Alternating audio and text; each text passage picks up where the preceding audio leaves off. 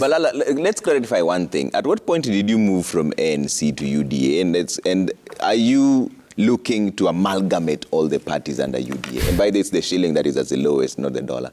Yes. Sorry. First of all, allow me to respond to Atandi before I answer you that question. You know, this was a strategy. Immediately, they were defeated in elections. You know, these are the lords of monopoly in Kenya.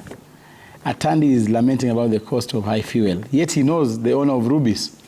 They have monopolized that industry. Atandi is complaining about the cost of food stuff, and yet he knows the owner of Brookside. Atandi is complaining about the high cost of living, yet he knows the single owner of gas products in Kenya. And therefore, if really you are genuine about bringing down the cost of living, why don't you start with the gas? As Ruto brought down the cost of eggs. Okay, as Ruto brought down the cost of eggs. No. As Ruto brought down the cost of eggs, are we having cheaper eggs? Are we eating cheaper eggs today? We are not genuine in this discourse. Okay. Second, as I said, Honorable Atandi wants to paint the ruling party as a tribal party. The ruling party is not a tribal party. In fact, the party that has depicted high level of nationalism is UDA. Because one, when you look at the leadership of our party, the chairperson of UDA comes from Mount Kenya, a woman, a respected woman, Honorable Cecil Mbarire.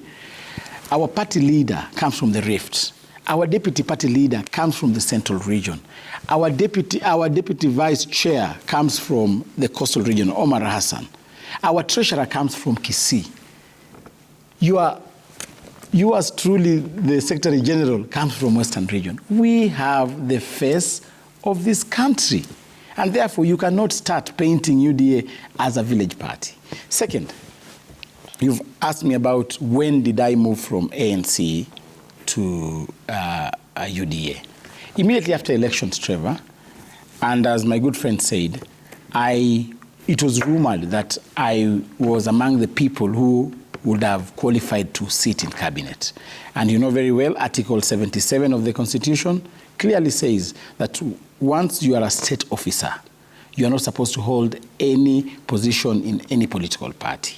So in anticipation of my appointment as a state officer, because after I lost elections in Kakamega, it was inevitable, since we won the national government, it was inevitable that I was going to be appointed in whatever capacity, CS, PS, CS, chief, assistant chief, anything, but it was certain that I was going to be a state officer. So in preparation to that and in anticipation to that, I resigned from ANC. Immediately I lost elections. So by the time I was moving to UDA, I moved from a partyless point of view to UDA. All right. So my transfer was not from ANC to UDA. Okay. My transfer was from ANC to being partyless for around 5 months, and then from being partyless, now I was recruited into UDA. Okay. But it is not a mistake to move from UDA to Wiper, to Chap Chap, from Chap Chap to Ford Kenya. We are sister parties. We exist within the coalition called Kenya Kwanza Coalition. Therefore, we are not in competition.